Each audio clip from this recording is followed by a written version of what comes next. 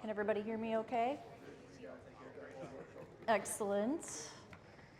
Well, I had a really entertaining presentation prepared for today, but I was promised that there would be whiskey backstage. Alas, there was no whiskey backstage, so just, temper your expectations. My name is Heather Mason. It's nice to see everybody at this conference. I've really enjoyed it. I work for Modernize Home Services.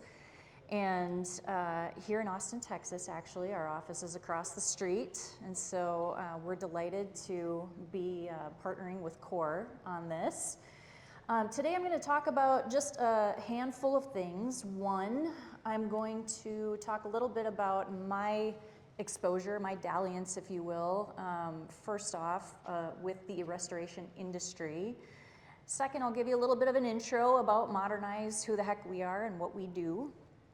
And then I'm going to cover the top 5 ways that restoration companies can work with a lead generator like Modernize. So those are the topics that we'll cover today. First things first, I wanted to talk a little bit about my journey with the restoration industry because I'm a homeowner, and about 8 years ago, I actually had a very important need for a restoration service. This is my actual review from Google that we pulled off of Google reviews. And to give you a little bit of the background behind this story, it was, if I could paint a picture, New Year's Eve. And because these things never really time themselves quite right, I had just moved into my house 3 months prior. I had made some very cool friends, my neighbors across the street. I was really excited to get to know them, invited them over for New Year's Eve, and so just picture me in my adorable new kitchen making the best lasagna you've ever had in your life. And so that's what I'm doing. I'm getting ready for dinner, and I heard the thing that no homeowner wants to ever hear, which is a very strange water trickling sound from the other room. And so it happened. I went to go check it out and headed to the laundry room and saw down the hallway oozing water across the concrete floors. And so I ran to grab some towels, threw those down as best I could, went to the laundry room, saw that out of the water heater closet was a lot more water coming, and it was hot water, and it wasn't stopping. So what did I do from there? Of course, I went to our friend Google. And of all keywords I could think of, right, in that moment, I went to Google and typed in water, heater, leak, emergency, and of course Google pre-populated near me, and I clicked search, and so it popped up for me the name of a company called All Nation Restoration here in Austin, Texas. And I said, okay, looks like their ad is right there, clicked on it, and their website said they were 24/7. So I thought, I'll test that theory, because again, it's New Year's Eve. I'm not thinking about calling my insurance agency. It's not, 3 o'clock on a Wednesday. So I get in touch with All Nation, and I couldn't believe it, but they actually answered their phone. Their website said 24/7, and Chris answered his phone. And Chris was amazing. I told him what was going on, and he said, I tell you what, we can probably be there in about 20 minutes. And they were. They brought the shop vacs, they brought the mops, they brought, all the things that they could to deal with the situation in that moment, and helped me figure out what my next steps were going to be. These guys even helped me carry the lasagna and some dishes over to my neighbor's house so that we were able to have our New Year's Eve dinner. It was quite the story. So restoration businesses are lifesavers. They really are, and I appreciate them so much, and that's how I found the one that I worked with. So that's a little bit of a backstory about how I first learned that there was this thing called a restoration industry. And as I mentioned, I work for Modernize Home Services. I've been with the company 4 years. I was absolutely delighted a couple of years ago when I learned that we were going to start working within the restoration industry. And again, because I had had this experience with All Nation, I reached out to them to let them know, and they were thrilled too. And so we started talking about, where this was going to go. But a little bit of information about, what the heck is Modernize? So Modernize has been in business for almost 20 years.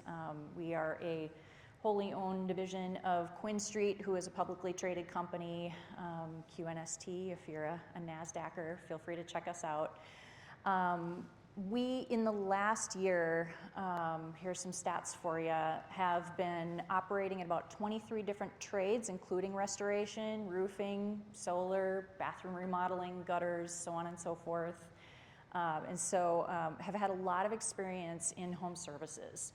And broadly speaking, we operate as a matchmaker for homeowners and contractors in the home services space. That's what we do.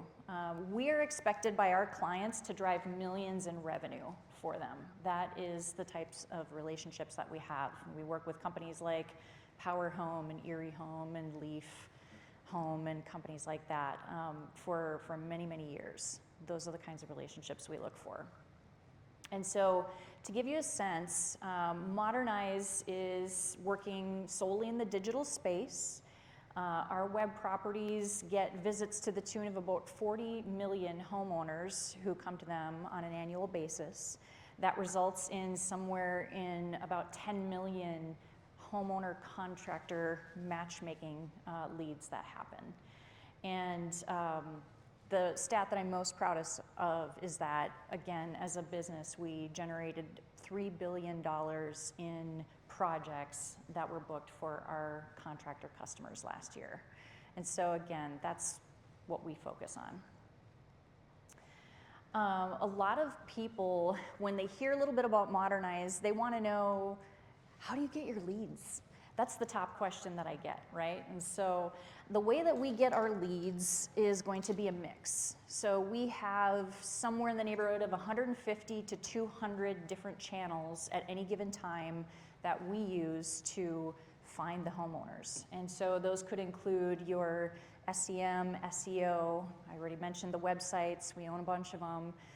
That could include your native and display ads, includes a number of publishers, it includes social media channels, you name it. If it's in the digital space, we're out there. And so I'm a big Pinterest person. I don't know if anybody else here is, but you could be on Pinterest looking at any number of beautiful clay roofs or something, and pops an ad about finding out perhaps what would it cost to get my roof replaced, or check out some resources on roofing, for example. So that's what we do. And again, it's a mix at any given time, but we're really good at finding the homeowners who are looking for your services, but not your brand specifically. That's really our mission in life.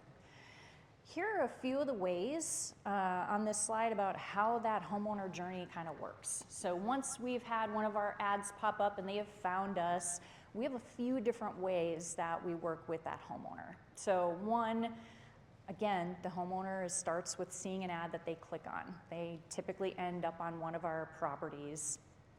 And either they then fill out a form where they're interested enough based on what they saw, based on what they've got going on with their project, that they filled out the form, they've given us their name, their physical address, email address, phone number, and they have clicked yes, we submit, and we'd like to be contacted by a contractor. And so we get those homeowners into the contractor's hands by way of their data as a lead. The contractor then has to reach out. Another way that we do it is we have a call center. That call center does reach out to a subset of those leads to get the homeowner on the phone, validate the information that they gave us, and ask, do you want to talk to a contractor right now? I can connect you with somebody immediately. That's another way we do it. Another way that I think is most relevant to the restoration industry is the direct to call, or we call it inbound calls product. So on this type of the journey, the homeowner has done something similar to what I did. They Googled something and up pops the phone number with an ad that they can click on directly, and they will get routed to a contractor that is in our network. And so another way that we do it is also with branded leads. So again, we can take brands and we can get those brands in front of homeowners with a much wider reach. So if you're a contractor who has been interested in growing, especially past receiving the leads through your current channels, especially if those channels have been primarily based through insurance, this is a really great way to test those things out. We also have, this is a capture of what the different products are that I just mentioned, and so we also have the ability to tailor this based on what you need. Again, if you're a restoration company, inbound calls makes the most sense. You know, if you're a roofing company, perhaps the leads make the most sense, or perhaps a warm transfer would. So we tailor, as a company who provides a suite of products, what we think is going to make the most sense for your business, and we get those homeowners into your hands in the way that makes the most sense for you and your infrastructure. So, final piece I wanted to talk about today is the top 5 ways to maximize your leads with a lead partner. And this is really important. We do a lot of coaching with our clients. It's one of the most underrated things that we do, because it's really important for us that we, in the spirit of having a long-term relationship, are finding the best ways to have the best outcomes. Your wins are our wins. So I'm going to talk about a few different things that you can do, things to think about in terms of working with a lead partner like us or anybody else in the space. Number 1, and this is key, is be transparent about how the leads are performing. So I don't mean just float an email to someone and say, hey, those leads sucked, or floating a lead response and saying, hey, we got a sale, that was awesome. I mean, deep transparency is key. If I looked at the top 10 companies who spend money with Modernize, they're completely transparent. They share as much information with us as possible. And so this can get into a few different metrics. We can look at appointment set rates, so telling us, call by call, lead by lead, how did it perform? Those things are really important to us for optimization on our side. Appointments ran is another really informational one that helps us know which of the appointments were really sticky. Also, did you get a sale? How much dollars were generated from that sale? And then, of course, any specific feedback that you've got as well is really useful. You might get, one person who said, I would like to, have you guys come and help me with restoration at my house, which is located on the moon. Okay, well, that's not great, and it's really important for us to know that. But if you got 5 of those people who said, we would like our home restored on the moon, then we know we definitely have a problem, and we're able to optimize sources so that doesn't keep happening. So we're always looking for trends and ways to make sure that, again, the outcome here is going to be optimal for you, and we can only do that when we work with partners who give us a deep amount of feedback. So these are some examples of that.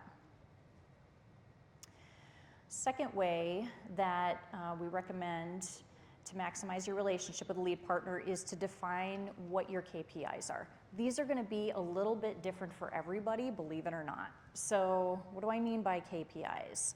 This is typically going to be something that drives your ROI on your spend with a lead partner like us. So really important to look at, again, things like your set rate percentage. Overall, how is your set rate doing? Was that what you expected? These are conversations that it's really important to have up front with your lead provider. Another one is maybe sales close rate. Is it performing as you would have expected it to? Cost of marketing overall. How much did I spend versus how many dollars did I drive? You know, things of that nature. Some people will look at ROAS, your return on ad spend. So whatever that is, really important to have a deep conversation with your lead provider at the onset of the relationship to understand both, number one, this is how we expect it to perform. Is this something that you would expect to see as well? Make sure that you're on the same page. And if expectations are out of line, it might not be the right lead partner for you. And again, you know, if you're able to come to conclusions based on your goals and the things that you're looking for in terms of outcomes out of the campaign, and what that lead provider thinks they can do in terms of how much of that goal they can help you eat up, as well as at what cost, those are really important conversations. Proper sample size and bake time. So one thing I'd mention is, you know, as you would expect, if you look at your performance of a campaign over 2 inbound leads that you got versus 20 versus 40, you can probably surmise that you're going to, as you grow, find that there is a Goldilocks zone for sample size. And so it's really important here to understand, you know, 2 calls in a week is probably not going to tell you, is this working for me or not? It needs a little bit more exposure to both your environment that you're working with, because you're probably going to learn some things as you're taking in those calls. And it also needs, again, for you to provide that feedback to your lead provider so that you're working together to make those tweaks in the initial part of the campaign. So sample size is important. Figure out with your lead provider, what sample size do they usually see? What's a best practice there? You know, how many calls or how many leads is it that will truly give them the ability to showcase what their suite of services can do across all of the channels that they're using? And again, you know, how many of those leads your team can process effectively, and again, tweaking together over time is really going to be key there.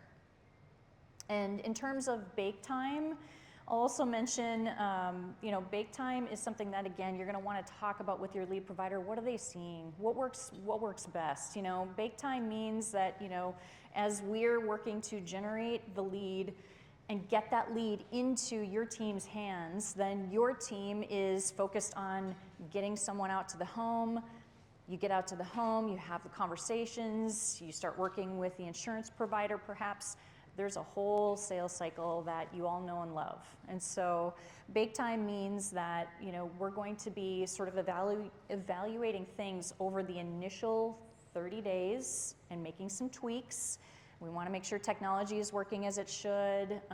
You know, want to make sure that if there are any scripts that need to be changed, any qualifying questions that need to be asked, things of that nature, that's all being addressed. And then in that second month, it's really important to look at, okay, how did we do? Based on those tweaks, did we see some changes happening in month 2, and so on and so forth? And so again, we usually see 90 days from our perspective as far as a really good test, if you will, for baking time, but every lead provider might be a little bit different. So again, important to have those conversations.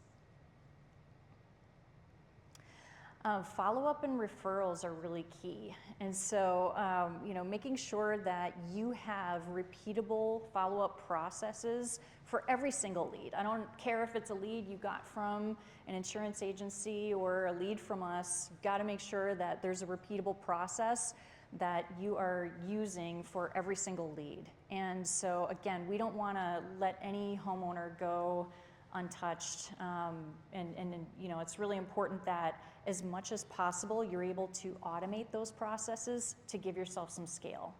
And so a lot of different ways to do that nowadays. Our partner Hatch is going to be up next and talk to you a little bit more about the automation process. So keep an eye out for that. But I know that probably everybody here is looking for things like referrals. Once you've done an amazing job, just make sure you ask for them. Ask for the reviews as well. Those things do make a difference. And then, you know, you want to continue to follow up. So if you've got newsletters, things that you're building with your brand over time, those are all really, really good ways to connect with homeowners and continue that referral process. Final thing, these are going to be infrastructure related, so again, you just want to make sure that your hours of operation are discussed with the lead provider, that you're on the same page about that if you're 24/7 or if you're Monday through Saturday 8 to 8, whatever that is. Make sure that you're on the same page about that and always answer the calls during that time. Make sure you've got the infrastructure set up for that, and also want to make sure that wherever possible you have your trained staff, your team, the people who know your scripts, the people who know how to qualify the jobs that you guys want to do. Those people are answering the calls. That's really, really important, and we know that it makes a difference. And then, of course, you want to make sure that logistically you're setting things up right. So big rule of thumb is, if it's a non-emergency call, don't go beyond the 3-day window. You want to keep it as quickly as possible to get in the home, and things of that nature. Following up with a text with the photo of the employee who's going to be in the home. All of those little tips and tricks are things that make a giant difference. So in closing, this is the recipe for success. Again, really just discussing the goals, making sure that you're all on the same page about the KPIs, about how you're going to share data, what data you're going to share, how often. Discuss the overall relationship in terms of what you're looking for in both the short term and the long term. Make sure that you're following the best practices that your lead provider has set up with you so that you can all get on the same page. And again, those are the ways that we've seen it really work well for our clients. Just want to thank you guys for bearing with me. Again, appreciate everybody being here. We've had a wonderful time at the conference. If anybody has any follow-up questions, these are a couple of ways to get in touch with us, and keep an eye out because we are going to be having a webinar soon between Modernize and Hatch. So we hope that some of you can join us for that as well. Anyway, thank you. Have a wonderful day.